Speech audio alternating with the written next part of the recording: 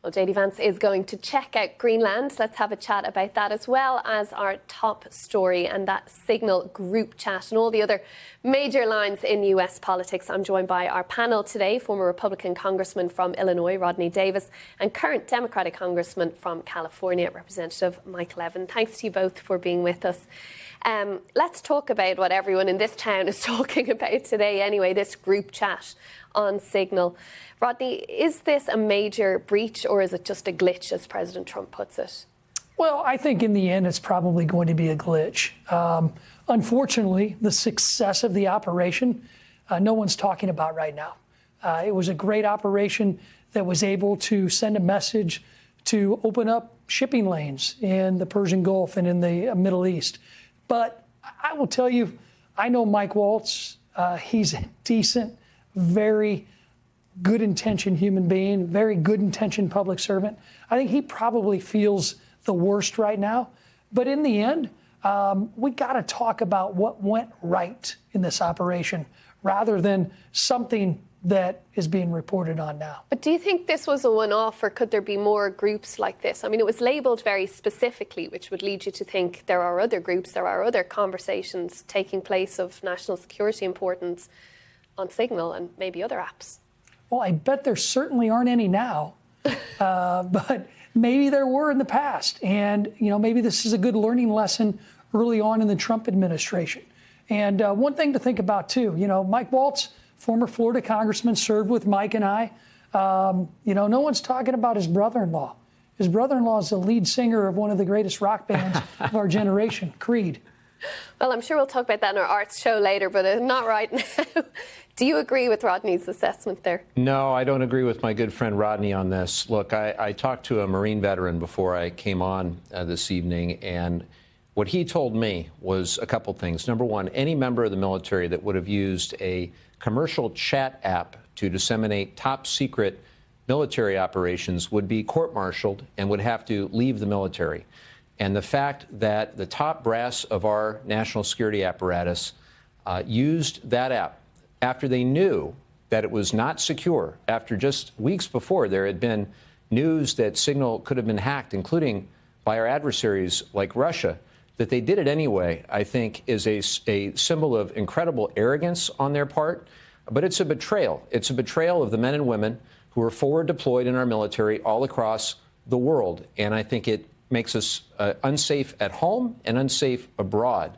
Not only that, but the complete unwillingness to own up to it. So first, a complete abdication of keeping our military secrets safe. But second, a total unwillingness to own up to it. For me, it's now a betrayal to the American people. So I do think it is a big deal. Can you imagine what would happen, Katrina, had Obama or Biden, their administration, had they done something like this? Can you imagine what his side would be saying right now? Rodney, what would you be saying if the tables were turned? Well, it's a great question, but it's Washington. You know what my side would be saying, the same thing their side's saying. And this is an opportunity for Democrats in Washington who have been flailing, who have watched inter-party messaging wars come from the far left against Chuck Schumer, who I never thought was far left. This is, or never thought was in the middle. This is an opportunity for Democrats to grasp an issue that could provide some good opportunities for them to be able to build their base back, find some unity once again. But in the end, I do think this is going to blow over. This is an opportunity for the Trump administration to say we've learned and we're going to do things differently. On the question that the point you raised there about if it was a member of the military, there'd be a court-martial situation. Should the same punishment apply to some of these individuals, even if they're at cabinet level? Whether it should or should not, it won't, because of the complete abdication of responsibility from the people involved and from the president himself.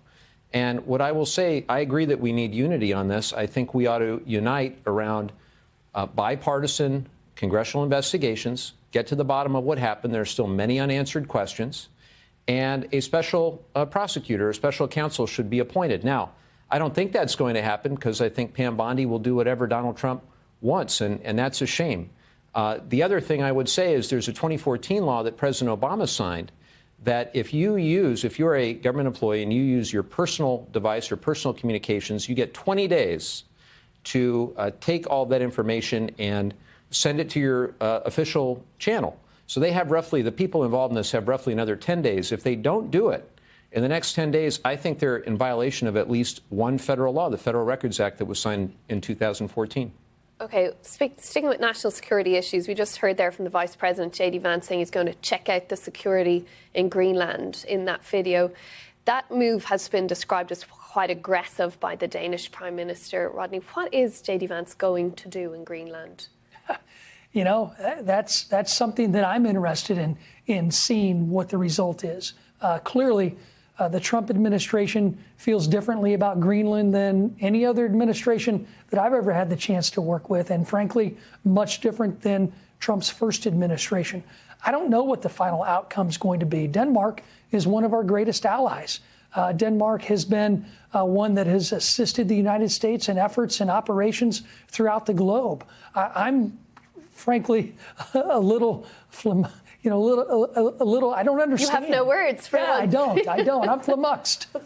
What do you think he's going to do there? I have no idea. I see it as a big distraction. And I would just say to your viewers around the world that most of us in America still care about our allies. We still want to be a stable partner in the world. So all of this around Greenland or Panama or Canada, calling Canada the 51st state, the majority of Americans, including most of us in Congress, where they're willing to admit it on his side, we certainly on my side will tell you that most Americans don't agree with any of this, and we want to be that respected and stable ally in the world.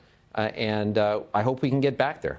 Speaking of things that might be a distraction, President Trump also signed 2 executive orders today. One of them was around voting and basically saying you'll need a federal ID now to cast your vote in this country, and also any mail-in ballots will have to be received by polling day rather than, as has been the case in some states, you can have the postmark of polling day and they'll be counted afterwards. What's your response to that? I think it's unconstitutional, illegal, and will not be enacted. And in California, we do have vote by mail. The crazy thing is that the Republicans are fighting against it, but it actually worked to their benefit in certain races, like Ken Calvert, who's a member from Riverside County. He would have lost his race. He was losing, but for those late absentee and provisional ballots that came in. So I think it's unfortunately part of a pattern of casting doubt on elections, and I think it does a disservice to everybody who casts a ballot. The other one he signed was about getting rid of checks for the federal government, that there'll only be electronic payments now. If it's a tax rebate or a benefits check or whatever, you'll need a bank account to receive that payment. What do you make of that, Rodney? Well, I think it's probably moving the federal government into the 21st century. It's what But are you disenfranchising people in saying that you have to have a way of receiving money electronically? Yeah, most Americans are getting their refunds and getting any government payments electronically anyway. Different departments within the administration and previous administrations have already pushed most of their recipients that way. But I want to go back to the first executive order. It was processes put in place at the states. Remember, our elections here in the United States are set and run at the state level by our Constitution. Many processes put in place by states and state governments, run by one party or the other, have kind of corrupted the process when it comes to Americans having faith in elections. I think this is a great opportunity with President Trump's executive order today to have the Supreme Court finally weigh in on what works and what doesn't, because most Americans don't have faith in our election process because they don't see elections ending closely after Election Day. You got states like California and New York that continue for months, and you got states like Florida that are done on election night. Most Americans believe that any American who wants to have the privilege to vote should be able to have an ID, and if you don't have one, we'll give you one. This is an opportunity for Americans to have more faith in our elections, not less. Well, I can tell you many citizens of the world are fascinated by American elections and how they run as well, as you both well know. Rodney Davis and Mike Levin, thank you so much for joining us here on BBC News.